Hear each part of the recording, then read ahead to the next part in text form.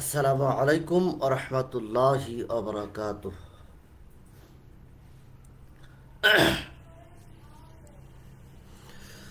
আলহামদুলিল্লাহ আলহামদুলিল্লাহি ওয়া কাফা ওয়া সালামুন আলা ইবাদিহিল্লাযীনা ইসতাফা। আম্মা বাদ। প্রশংসা কেবলমাত্র আল্লাহরই জন্য এবং শান্তি বর্ষিত হোক তার মনোনীত বান্দাদের উপর, অর্থাৎ মুহাম্মদ সাল্লাল্লাহু আলাইহি ওয়াসাল্লামের উপর।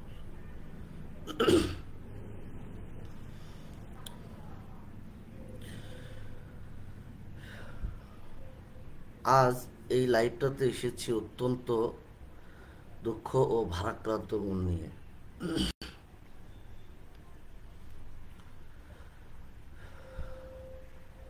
বিষয়টা হচ্ছে,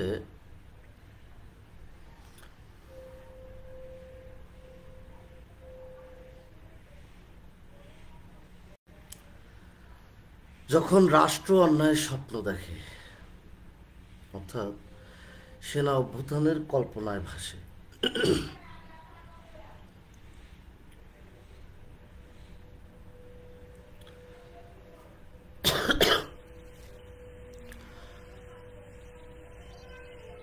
এক রাষ্ট্রীয় অন্যায় ও জুলুম যখন রাষ্ট্র সঠিক বিচার নয় অন্যায়কে প্রতিষ্ঠা করার স্বপ্ন দেখে, তখন মানুষ বিভ্রান্ত হয় আর সমাজে ফিতনা ছড়িয়ে পড়ে।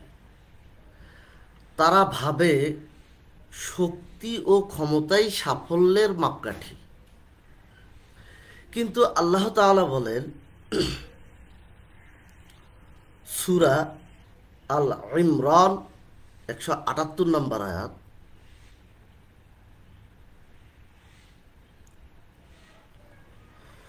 ওয়ালা ইয়াহসাবান্নাল্লাযীনা কাফারু আন্নামা নুমলি লাহুম খায়রুল লিআনফুসিহিম ইন্নামা নুমলি লাহুম লিয়াজদাদু ইসমা ওয়ালাহুম আযাবুম মুহিন।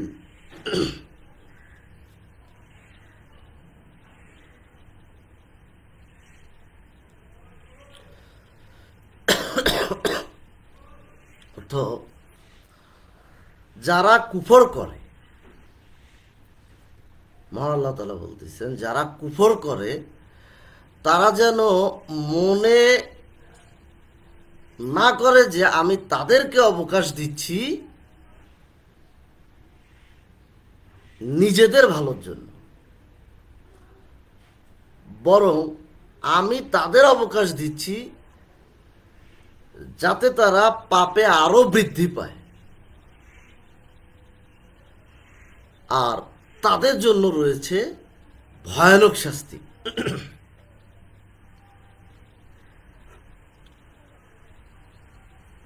মর্মে সহিহ বুখারীতে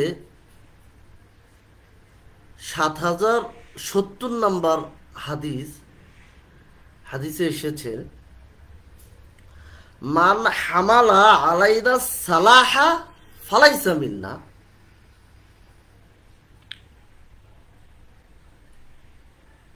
যে ব্যক্তি আমাদের বিরুদ্ধে অস্ত্র তোলে সে আমাদের অন্তর্ভুক্ত নয়।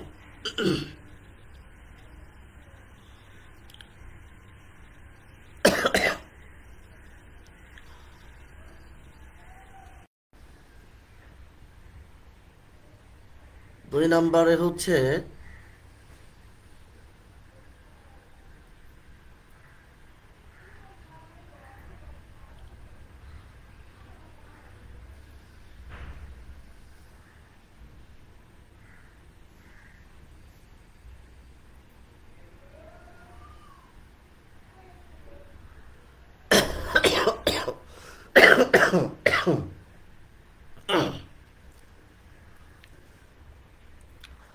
মিডিয়া মানসিক দখল। মিডিয়া ও মানসিক দখল গোপনে গড়ে তোলা হয় এমন এক সাংস্কৃতিক বলয় যেখানে মানুষকে ধীরে ধীরে সত্য ও ন্যায়ের পথ থেকে বিচ্যুত করা হয়। গল্প, নাটক, সংবাদ সবকিছু যেন পরিকল্পিতভাবে ইমানহীনতার পথে মানুষকে ধাবিত করছে। মর্মে আল্লাহ তাআলা কল সূরা আনফাল 29 নম্বর আয়াতে আল্লাহ তাআলা বলেন, ইয়া আইয়ুহাল্লাযীনা আমানু ইন তাত্তাকুল্লাহা ইয়াজআল লাকুম ফুরকানা।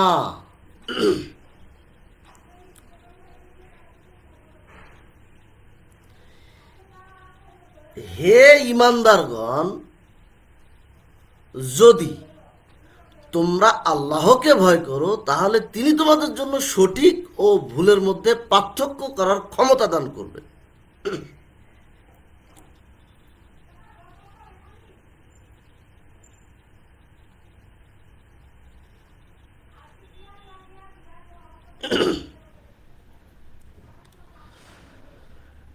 তিন নাম্বার,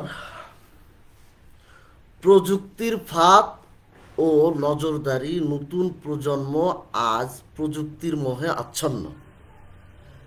যা ভালো তার চেয়ে বেশি আকর্ষণীয় করে তোলে ধোঁকাময় কন্টেন্ট। মানুষ যেন ধীরে ধীরে নিয়ন্ত্রণহীন হয়ে পড়ে এবং একটি আদর্শহীন সমাজ কাঠামোয়। এইটা বর্তমান যুগে সবচেয়ে বড় একটা ফিতনা। মর্মে সূরা ফাজর 14 নম্বর আয়াতে আল্লাহ তাআলা বলেন, ইন্না রাব্বাকা লাবিল মিরসাদ। নিশ্চয়ই তোমার রব ওৎপেতে রয়েছেন, ওৎপেতে থাকেন। আমাদের প্রত্যেকটা কর্ম কাজ কোন দিকে যাচ্ছে, আমরা কি করতেছি, এই বিষয়গুলো তিনি প্রত্যক্ষদর্শী হিসেবে দেখতেছেন।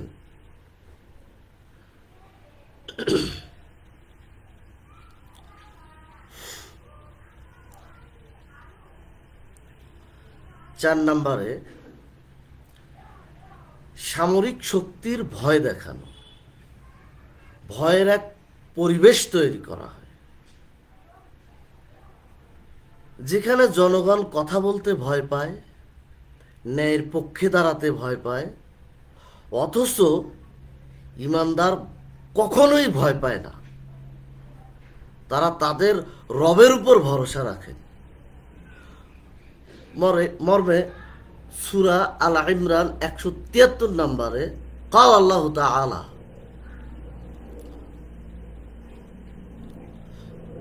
আল্লাহ তাআলা বলেন, আল্লাযীনা ক্বালা লাহুমুন নাসু ইন্নান নাসা ক্বাদ জামাউ লাকুম ফাখশাউহুম ফাযাদাহুম ঈমানাও ওয়া ক্বালু হাসবুনাল্লাহু ওয়া নি'মাল ওয়াকিল। অর্থাৎ মানুষ যখন তাদেরকে বলল,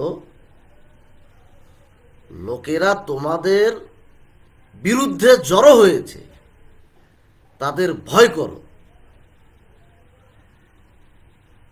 তখন তারা আরো ঈমানদার হয়ে বলল, আল্লাহ আমাদের জন্য যথেষ্ট, তিনি কতই না উত্তম কর্মবিধায়ক।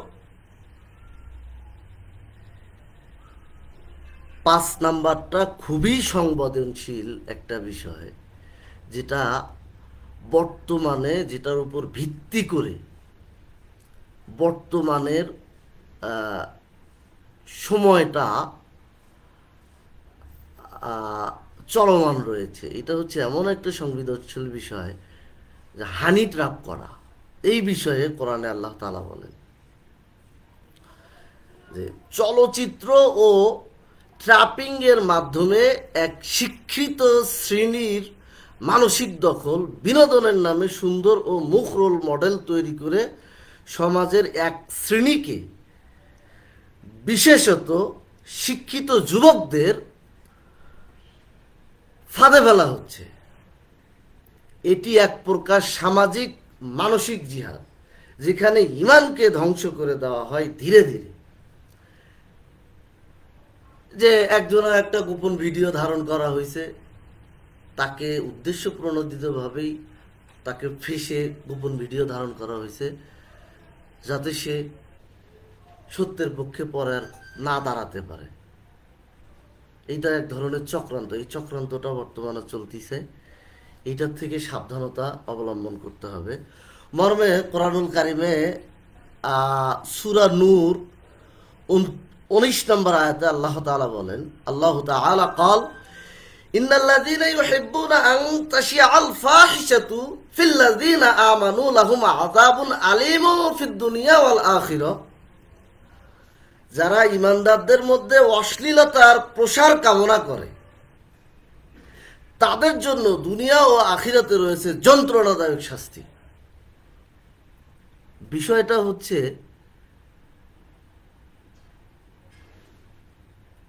ইতিপূর্বে যারা এরকম করেছেন ইমানদারদেরকে নিয়ে, তাদেরকে দুনিয়াতে এক ধরনের শাস্তি, লাঞ্ছনাদায়ক শাস্তি কিন্তু আল্লাহ তাআলা দিয়েছেন। এবং যারা এই রকম প্রচেষ্টা চালাচ্ছেন তাদের জন্য শাস্তি অবধারিত, এবং কাল কিয়ামতের ময়দানেও তারা শাস্তির কঠিন শাস্তির সম্মুখীন হবে।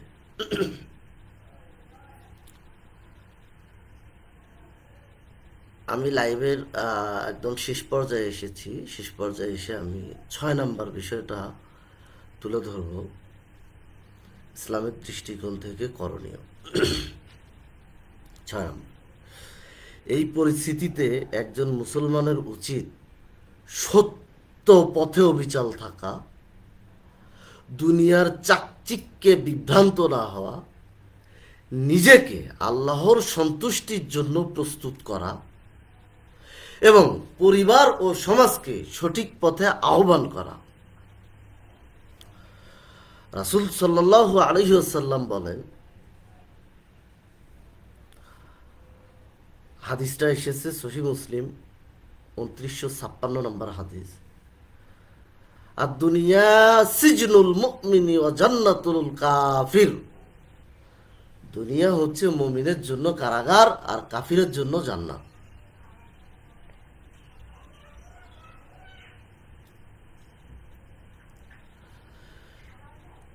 বিগত 16 বছর যে সরকার নিজে ভালো করেছে মর্মে কুফর করেছে, ইসলামের বিরুদ্ধাচরণ করেছে,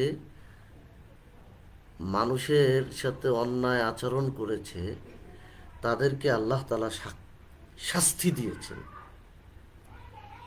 এবং লাঞ্ছনাদায়ক শাস্তি দিয়েছেন। কোরআনের উক্ত আয়াতগুলা যে মর্ম অর্থ